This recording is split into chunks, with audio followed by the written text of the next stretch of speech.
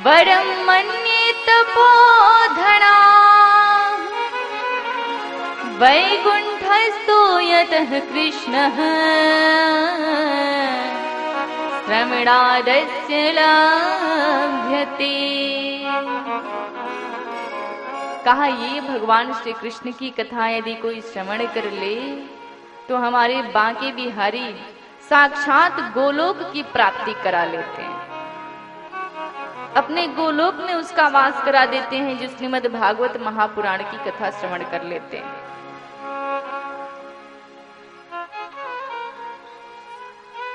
ब्रज की जो गोपियां हैं, वेद व्यास जी ने उनके बारे में लिखा, उनके विषय में।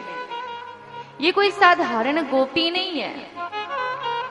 भगवान श्री कृष्ण की आयु जब 5 वर्ष की थी, गोपियों का वर्णन आता है कि 25 वर्ष, कोई 35 वर्ष, कोई 30 वर्ष, ऐसी अवस्था। और ये सब के सब जो करोड़ों करोड़ों वर्षों तक भगवान की आराधना की, तपस्या की, तत्पश्चात जाग करके उनको गोपी का जन्म मिला, भगवान के साथ महारास करने का अवसर मिला। प्रभु यदि चाहते तो अपने महारास में किसी को भी बुला लेते, सारे ब्रजवासी आ जाते। लेकिन इस पे विचार करना चाहिए कि इस महारास में वो ही क्यों गया जिसको प्रभु चाहते थे, क्योंकि वो करोड़ों जन्मों की तपस्या थी। जो महारास में गोपियां आई, उनके करोड़ों जन्मों के पुण्य का उदय हुआ, तब आने का अवसर प्राप्त हुआ। तो उन बांके बिहारी लाल जी को जैसे गोपियां प्रेम से अपने घर बुलाती हैं, ठीक वैसे ही हम सभी बुलाएंगे। गोपियों के घर बहुत कार्य होता था। लोग कहते हैं कि हमें फुर्सत नहीं मिलती कि हम भगवान से प्रेम करें या ठाकुर की सेवा करें या उनका नाम ले सकें। हम, कोई कहता है कि हम सुबह से शाम तक ड्यूटी में रह जाते हैं, रात पे घर पे आते हैं, भोजन के बाद नींद आ जाती है, तो समय कहाँ मिलता है। माताएं कहती हैं बस घर का कार्य इतना रहता है, सुबह उठो तो रात तक समय ही नहीं मिलता कि भगवान का नाम दे। तो भाई जीवन में कार्य तो लगा ही रहेगा, जब तलक जीवन में है फुर्सत न होगी काम से। जब तलक जीवन में फुर्सत न होगी काम से, इसलिए समय निकालो थोड़ा सा और प्रेम कर लो श्याम से। थोड़ा सा समय निकालिए, प्रभु से प्रेम कीजिए। और गोपियां क्या करती थी? हमारी गोपियां घर का सारा कार्य करती थी, एक भी कार्य छोड़ती नहीं थी। प्रातः काल की वेला में उठती थी और घर का जो भी कार्य होता है, आजकल तो बहुत आसान है, सब सारी सुविधाएं इलेक्ट्रिक हैं, पानी भी नल से आ जाता है। शहरों में नल की भी आवश्यकता नहीं पड़ती, मोटर द्वारा पानी प्राप्त हो जाता है।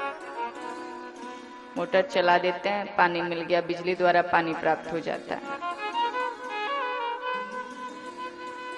भोजन तब गोपियां चूल्हा जला के बनाती थी, आजकल गैस पे भोजन बन जाता है।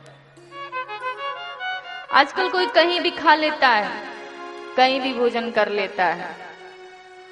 बैठना तो बड़े दूर की बात, हमारी परंपरा है भोजन बैठ करके करना चाहिए, लेकिन आजकल के लोग खड़े होकर के भी खा लेते हैं। जमाना बहुत आगे निकल चुका है, बैठने की तो परंपरा ही नहीं। किसी स्टैंडर्ड शादी विवाह में जाएंगे, बैठ के यदि खाना हुआ तो लोग ये कहेंगे कि अच्छी सुविधा ही नहीं है।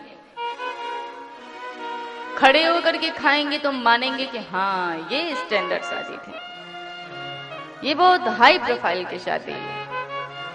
और खड़े होके कौन खाता है? खड़े होके पशु खाते हैं, इंसान नहीं खाता है। इंसान तो बैठ करके ही पाता है। यथोचित बैठिए। और आप वास्तव में देखते होंगे, यदि शादी विवाह में बारात आती है तो एक तो छुटकारा मिल जाता है, जो आयोजन करता है वो इस चीज से मुक्त हो जाता है कि उससे कोई शिकायत करे कि हम आपके वहां गए तो भोजन नहीं किए, क्योंकि समय आने पे लोग कह देंगे भाई बुफे सिस्टम लगा हुआ था तो क्यों नहीं कर लिया। उसमें किसी को पूछने की आवश्यकता नहीं पड़ती। और जो टेबल पे बैठा के खाना खिलाते हैं, भोजन कराते हैं, वो कितना अच्छा लगता है ना। सब लोग परोसते हैं, एक एक लोग आकर के पूछते हैं और कुछ ले लो और कुछ ले लो। अच्छा, कभी बुफे सिस्टम में गए तो कोई आपको पूछने आया और कुछ चाहिए और कुछ ले लो? नहीं, कोई नहीं आता है।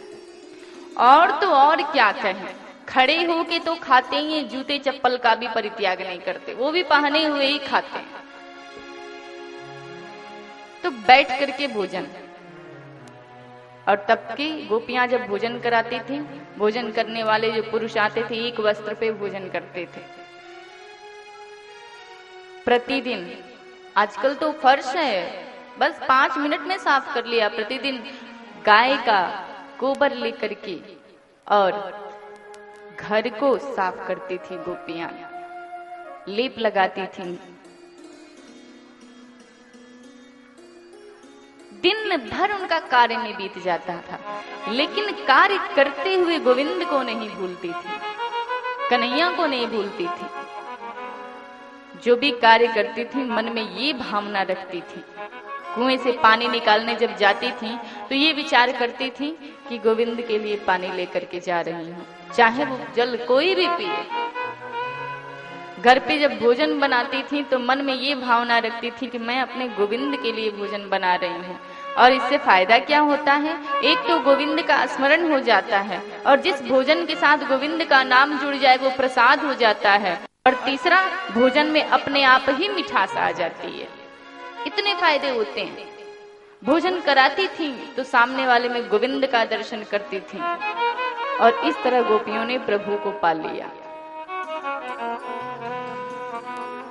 तो कृष्ण को जब बुलाना होता था तो गोपियां, जो नई नई नवेली दुल्हन गोपियां आती थी, नई नवेली दुल्हन जब आती है तो थोड़ा उसको संकोच लगता है कि कैसे मैं किसी को बुला करके अपने पास बात करूं। और कन्हैया जी की छवि ऐसी कि बस मोह हो जाए, बुलाए बिना रह न पाए। और नई नवेली दुल्हन जब किसी को बुलाती है तो घर के बड़े बुजुर्गों को अच्छा नहीं लगता है। सभी लोग चाहते हैं भाई कि मेरी जो बहू आई है दायरे में रहे, रिस्ट्रिक्शन लगाते हैं, ऐसे नहीं करना वैसे नहीं करना, सबकी कामना होती है ये। तो गोपियां भगवान श्री कृष्ण को कहती हैं कन्हैया तुम हमारे घर आना, और कन्हैया कहते हैं नहीं मैं नहीं आऊंगा, तुम्हारे घर आने से मुझे बड़ा डर लगता है। तुम्हारी सास ऐसी, किसी से कहते हैं तुम्हारा ससुर ऐसा, किसी से कहते हैं तुम्हारी जेठानी तो आने ही नहीं देती, किसी से कहते हैं तुम्हारे भसुर की जेठ की मुझे मूछ देख के ही डर लग जाता है, इसलिए मैं नहीं आऊंगा। वो गोपियां बड़ी प्रेम से कन्हैया को बुलाती हैं, ताली बजा करके सभी लोग बुलाएंगे बांके बिहारी लाल को। सभी कहते हैं कि आना हमारी अटारी, आना हमारी अटारी, मेरे बांके बिहारी, आना हमारी अटारी, मेरे बांके बिहारी, आना हमारी अटारी, मेरे बांके बिहारी, आना हमारी अटारी, मेरे बांके बिहारी, आना हमारी अटारी, मेरे बांके बिहारी।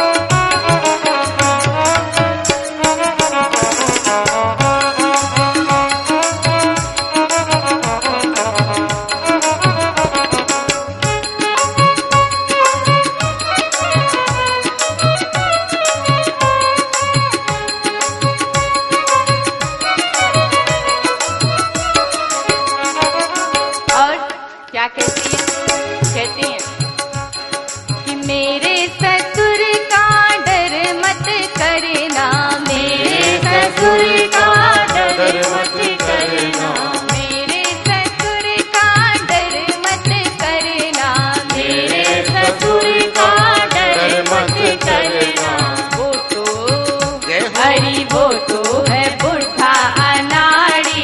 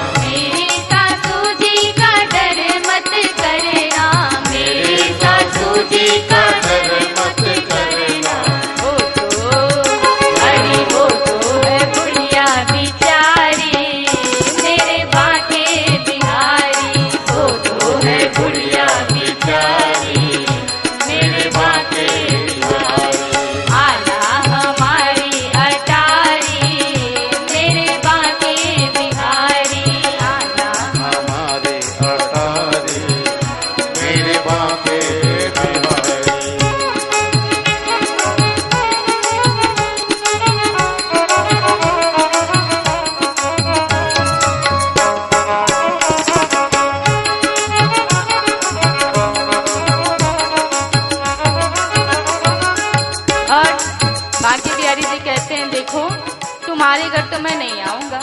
कहा क्यों? कहा तुम्हारे भूतपुर जी की जेठ जी की मूछ देखता हूँ तो मैं डर जाता हूँ। तो कहती है उसकी चिंता बिल्कुल मत करो, तुम कल ही मेरे घर आ जाना।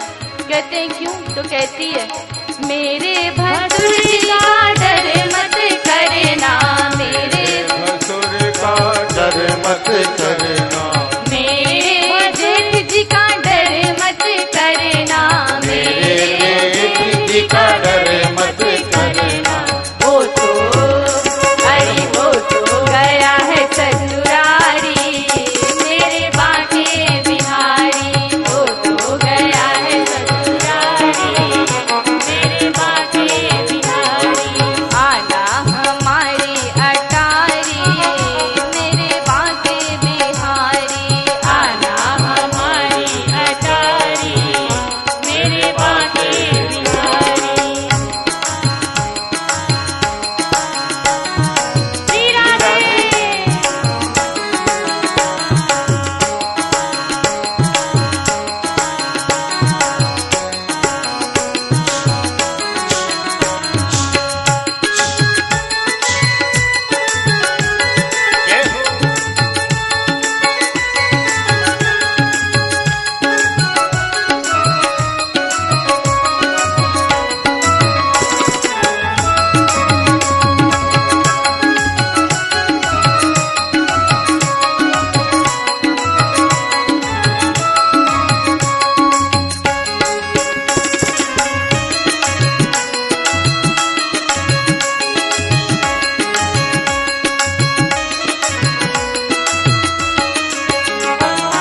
और क्या कहती हैं गोपियां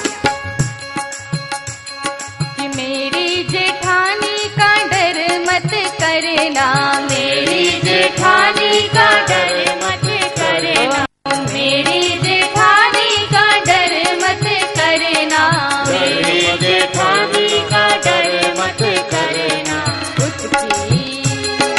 उसकी अलग है अटारी, मेरे बाके बिहारी। उसकी अलग है अटारी, मेरे बाके बिहारी। आना हमारी अटारी, मेरे बाके बिहारी। आना हमारी अटारी, मेरे बाके बिहारी।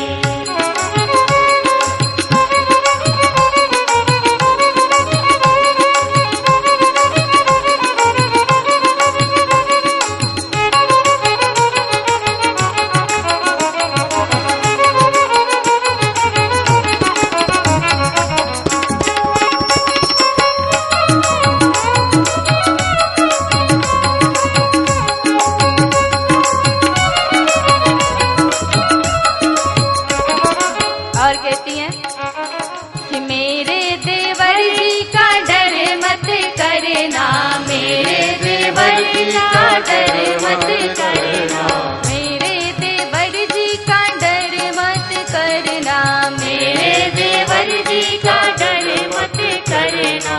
उस पे है मर्जी हमारी, मेरे बाके बिहारी। उस पे है मर्जी हमारी, मेरे बाके बिहारी। आना हमारी अटारी, मेरे बाके बिहारी। आना हमारी अटारी, मेरे बाके बिहारी। और कहती हैं कि मेरी ननद का डर मत करना, मेरी ननद का डर मत करना, मेरी ननद का डर मत करना, मेरी ननद का डर मत करना। वो तो अरे वो तो है कन्याकुमारी, मेरे बाके बिहारी। वो तो है कन्याकुमारी,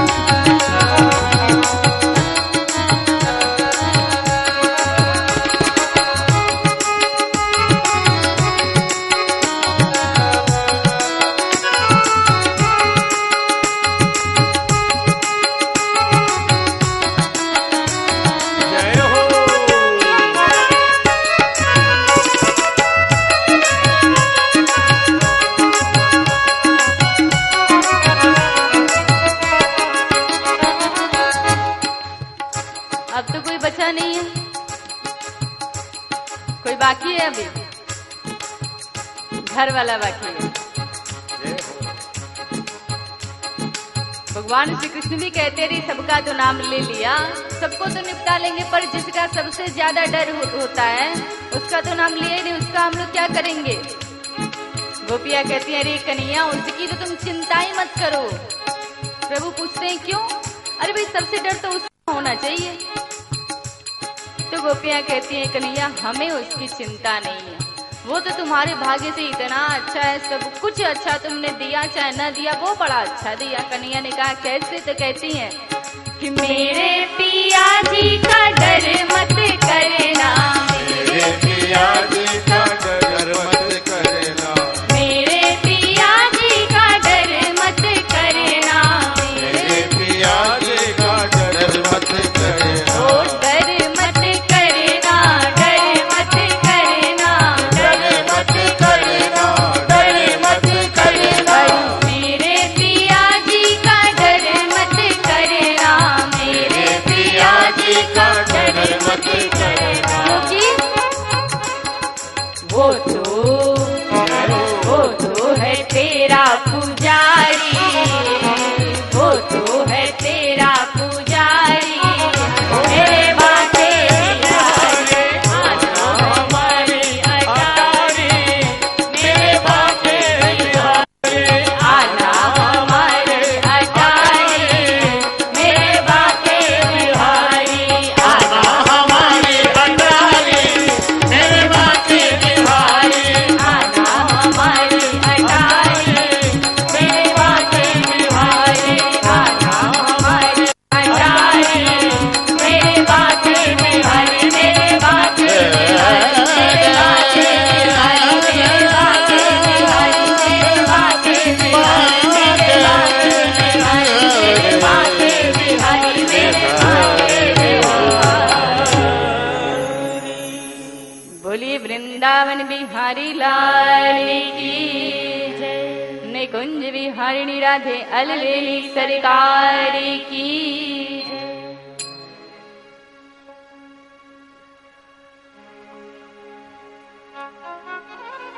तो ये गोपियां घर का सारा कार्य करती थीं और फिर भी हमारे बाके बिहारी लाल को प्राप्त कर लिया, क्योंकि ये जो जग के जंजाल होते हैं, कार्य होते हैं, मोह माया ममता होती है, वो ठाकुर जी का दिया हुआ ही है। और ठाकुर जी क्यों देते हैं? सारे मनुष्यों में मोह माया ममता, रुपए पैसे धन दौलत ठाकुर जी क्यों देते हैं? सब मनुष्यों को परीक्षा लेने के लिए देते हैं।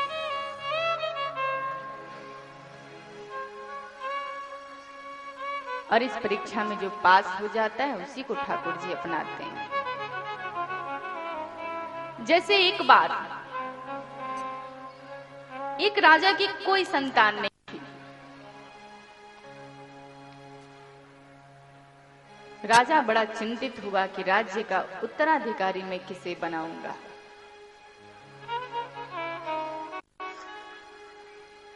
मंत्री को बुलाया, मंत्री से अपनी चिंता व्यक्त की, राज्य का उत्तराधिकारी किसे बनाया जाए।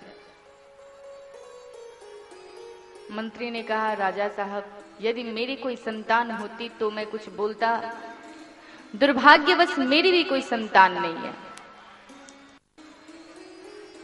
कहा किसी को तो उत्तराधिकारी बनाना होगा। कहा हाँ ये तो परम आवश्यक है।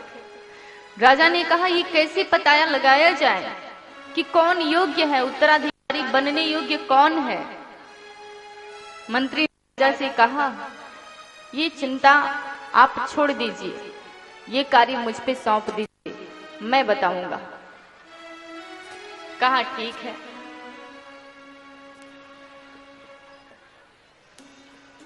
मंत्री पे छोड़ दिया।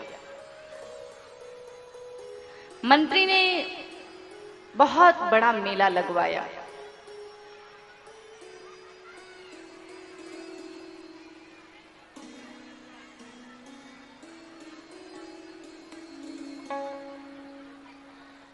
और पूरे नगर में ये खबर पहुंचवा दी कि इस मेले में राज्य का उत्तराधिकारी चुना जाएगा। बस क्या था, सारे लोग अपने अपने पुत्र को लेकर के पहुंचे।